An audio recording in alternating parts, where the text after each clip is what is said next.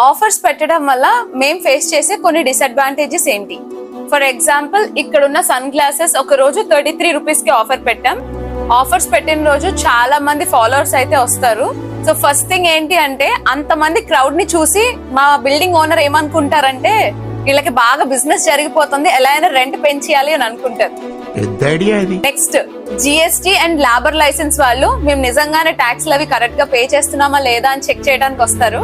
Third, competitors ఎలాగో ఉంటారు, ఎలాగో వాళ్ళు ఇవ్వని రేట్స్ కి మేము ఇస్తున్నాం కాబట్టి ఆబ్వియస్లీ నెగటివ్ గా ప్రచారం చేసే వాళ్ళు కొంతమంది ఉన్నారు. సో ఆఫర్ పెట్టడం వల్ల ఎక్కువ మంది రావడం వల్ల, యూజువల్ గా ఎక్కువ మంది ట్రై చేయడం వల్ల స్టాక్ కూడా కొంత డ్యామేజ్ అవుతూ ఉంటుంది. సో ఇలా మాకు ఎన్ని డిసడ్వాంటేజెస్ ఉన్నా మన ఫాలోవర్స్ కి అడ్వాంటేజ్ ప్రొవైడ్ చేస్తున్నాం అన్న హ్యాపీనెస్ తోని ఈ ఆఫర్స్ పెడుతున్నాం. ఇదంతా ఒక ఎత్తు అయితే, కొంతమంది ఆఫర్ అయిపోయిన నెల రోజుల తర్వాత అదే వీడియో పట్టుకొని వచ్చి ఈ ఆఫర్ ఉందా అని అడుగుతారు. ఆఫర్ ఆన్ టైం గ్రాబ్ చేసుకోవాలి అంటే వీడియో డేట్ చూసుకొని రండి.